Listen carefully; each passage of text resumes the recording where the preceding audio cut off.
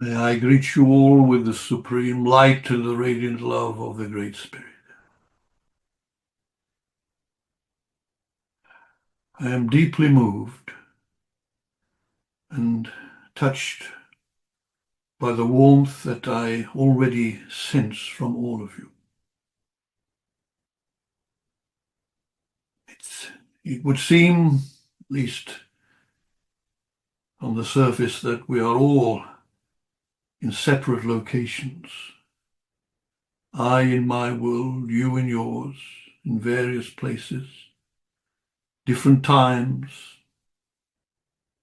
and yet that is somewhat of an anomaly, for in truth we are all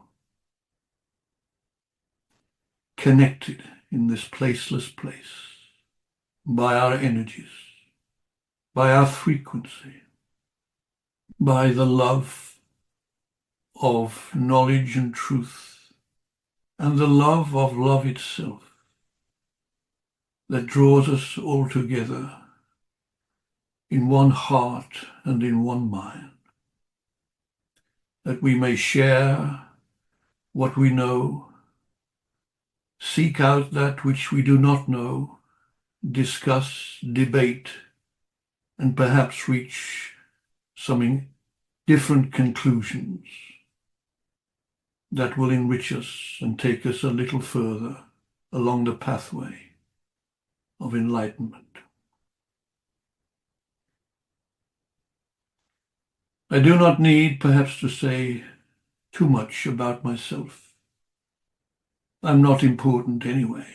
What matters most is the truth, is the information that comes through.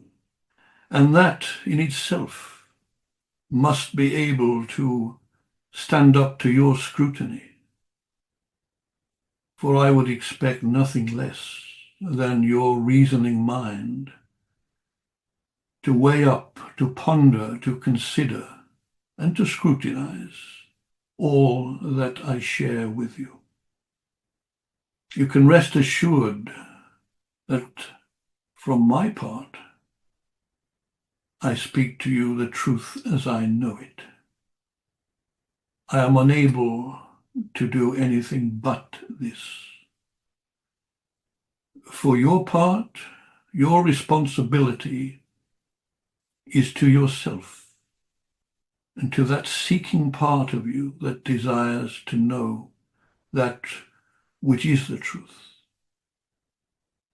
And if it does not sit right with you, if it offends your reasoning mind, if you cannot accept it, then discard it. That would be my advice. Put it like that proverbial book upon the shelf. Let it gather dust.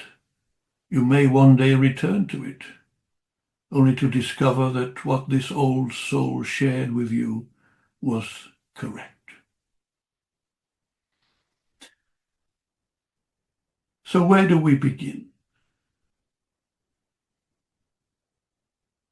You cannot fail but notice the trends that are unfolding in your world, the difficulties that obtain on a broader scale, but more increasingly on a personal scale.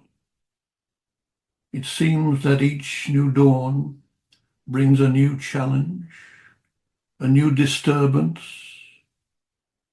something to make you think or act in ways that perhaps have been foreign to you. And anyone with a modicum of awareness and understanding will know that things in your world aren't what they should be, and that there are those energies, those forces at work which seem to be challenging the very nature of your being and the very substance of all that is right and good and true. Challenges are forthcoming on many levels. physical, mental, emotional, and indeed spiritual. And some in your world seem to be adrift, without any idea what to do, relying on what they are told to think, behaving in the ways that they are told to behave by those of far less intelligence than they are. On the other hand, you have those who are beginning to awaken, who are beginning to ask questions, whereas before perhaps they would not have. And there are words and thoughts and ideas of a great awakening taking place. But what does that mean? And what is that compared to enlightenment? I think it is important that we distinguish between the two. Now, I wonder how good is your imagination?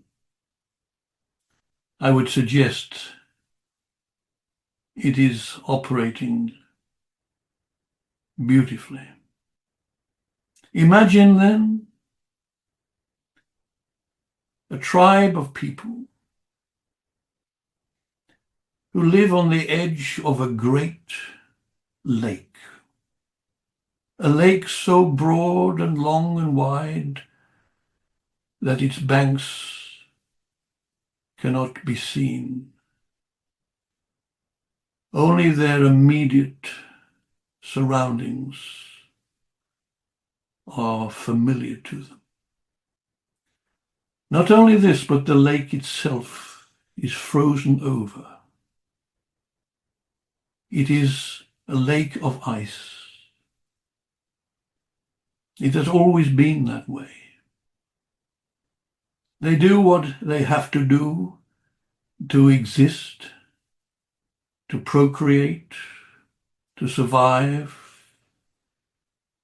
to feed themselves, to clothe themselves, to house themselves, all on the edge of this great mass of frozen ice. They are ruled over by tyrannical rulers who think that they know best, and they keep these people in their place. No mention is ever made of what may lie beneath the ice, or even if there is a beneath the ice. They are permitted to walk across this vastness of the lake, its surface quite able to support them, but they have no idea of what lies beneath. Theirs is a harsh reality, even though it is interspersed by sunshine and periods of relative warmth where the trees blossom, the plants appear, the flowers bloom, the animals awaken from their hibernation. And they are generally, for the most part, content with this existence, despite its obvious limitations. Then, of course, there are those who look a little deeper, who seek to explore what might be below the ice. They strive to chip away, some quite successful, revealing what appears to be water. But they are quickly shut down. There is no beneath, there is no water, there is only the ice. This, however, becomes more of a challenge with the coming spring and summer, where the ice in places begins to melt, begins to thaw, and it reveals a lake beneath its surface, a lake so deep that its bottom cannot be seen or reached. There is a sense of creatures, fish, mollusks, plants beneath the ice. Some say this is hearsay. It's a lie, it doesn't exist. Others say that they know it is so, for they have seen. They have gone into the water and come out again. They have proven it to themselves. You see, my friends, the analogy here, don't you?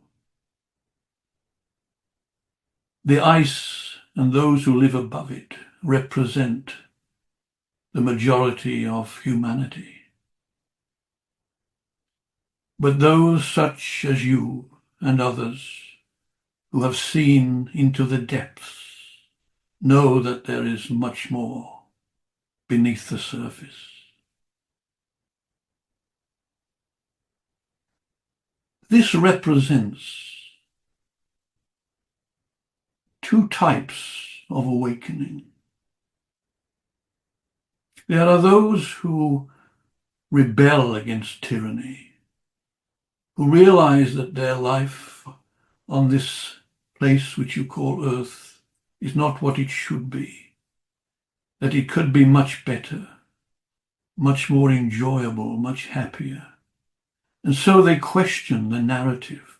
They question those who would seem to be in authority.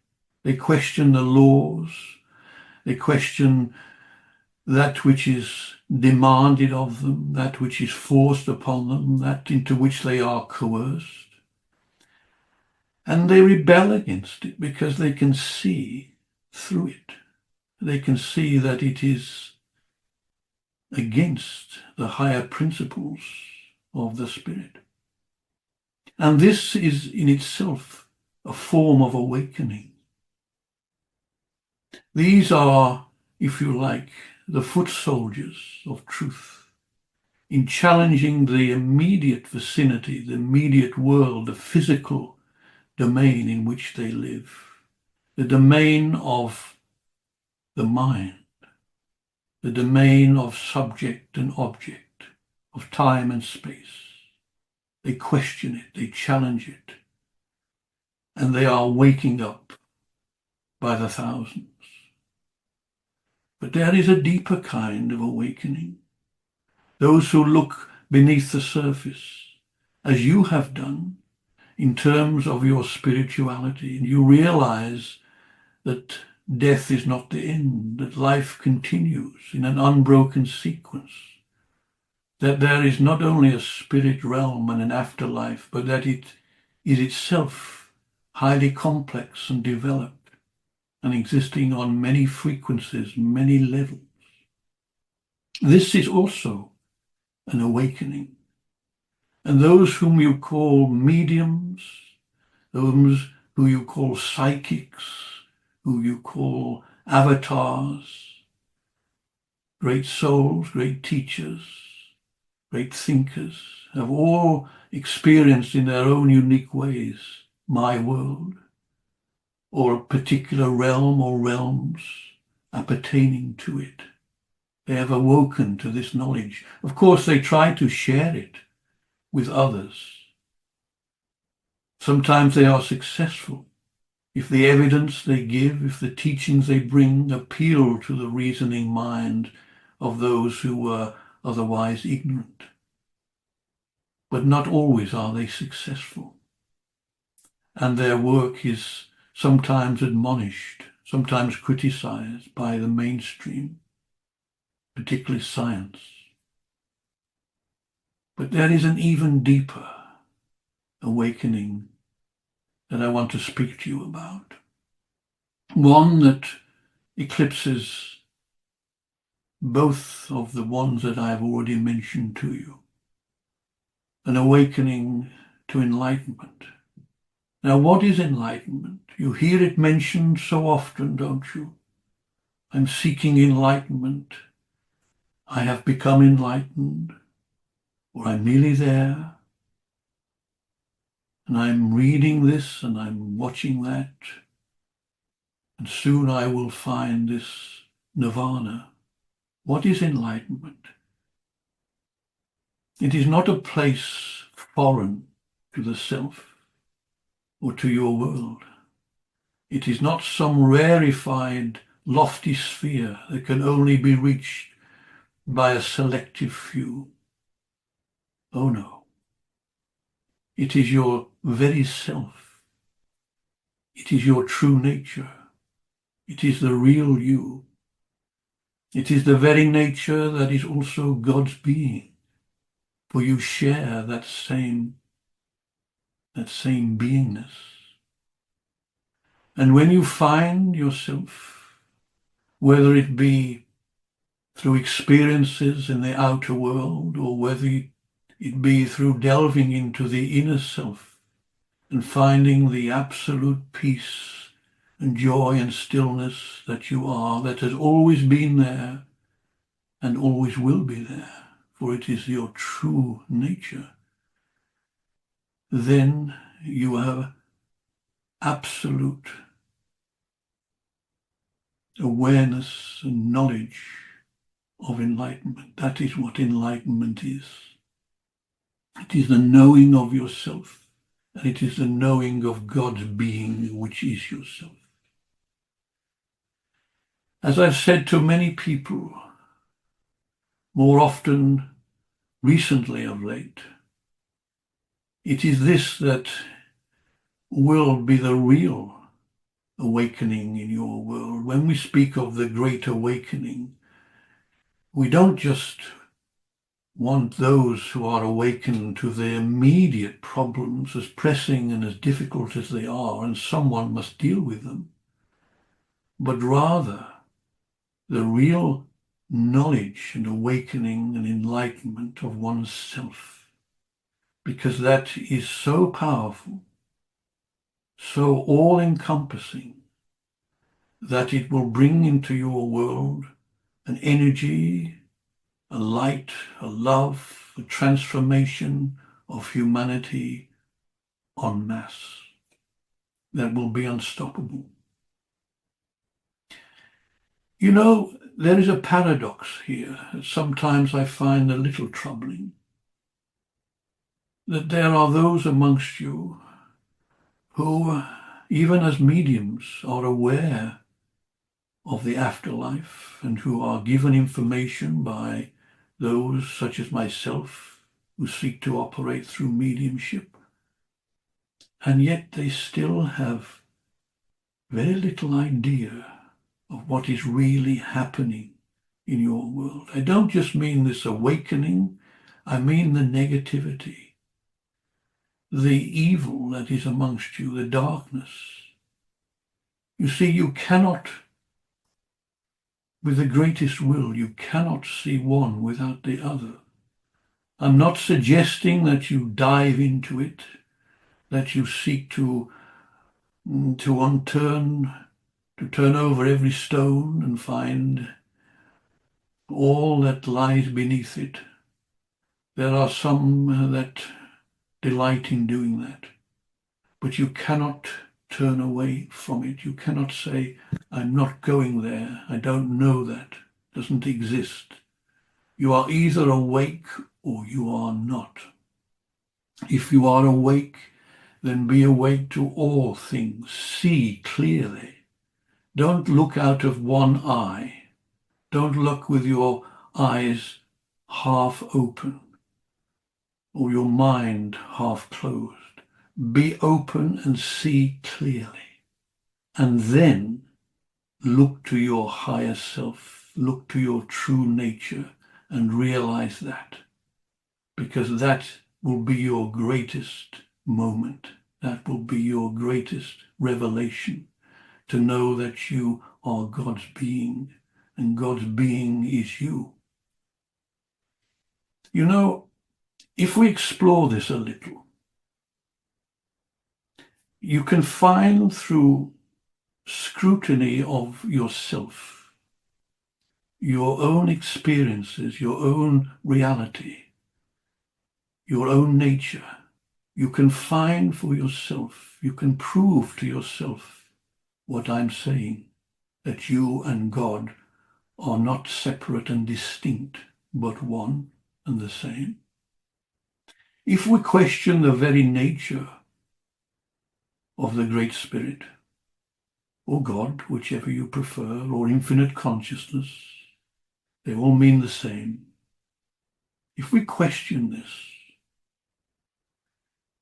you have to perhaps admit that God cannot be limited.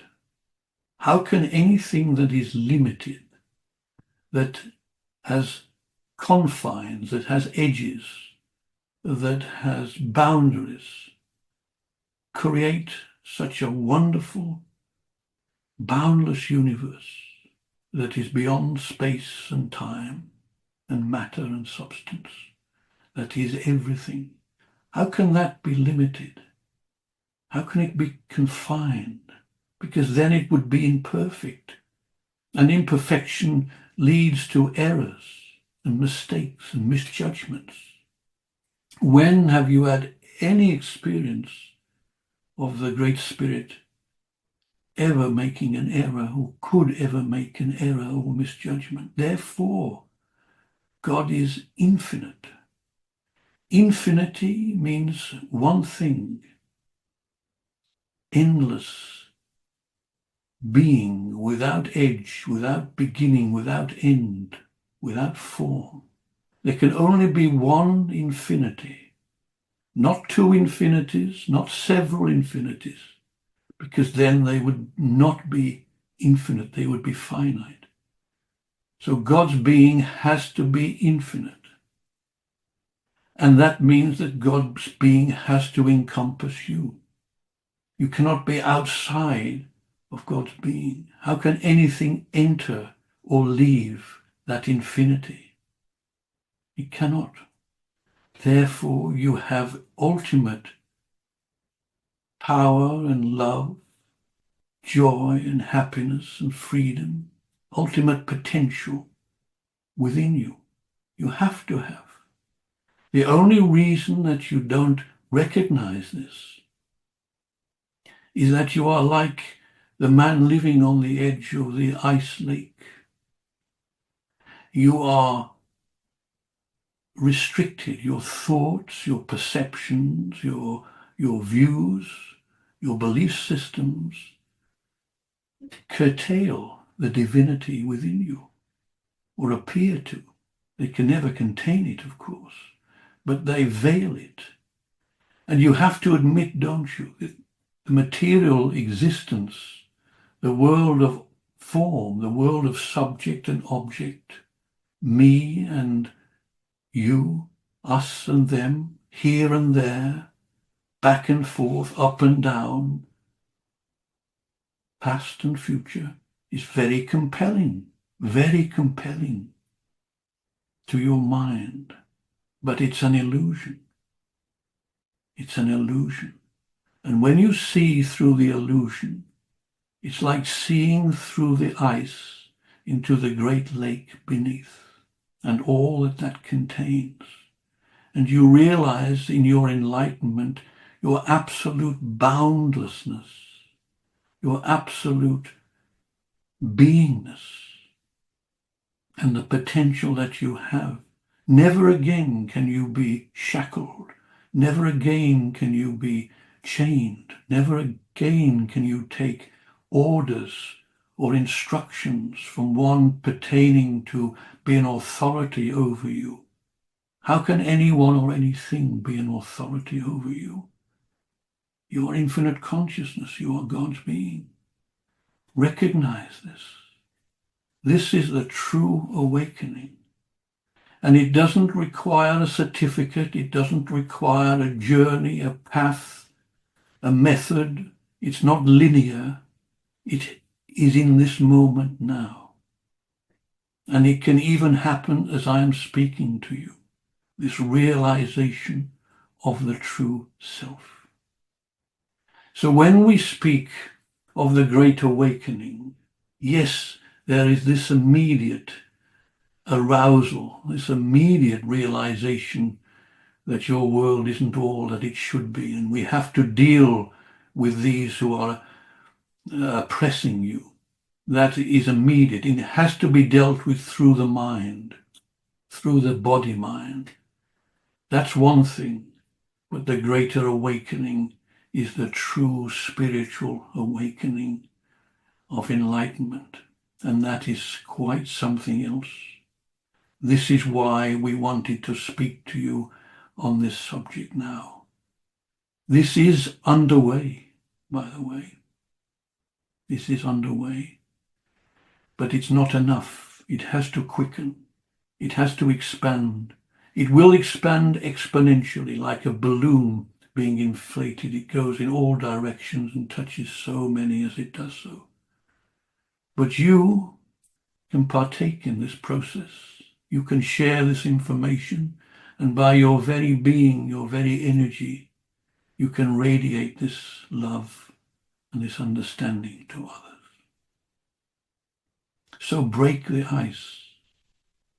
Go where once you dare not tread.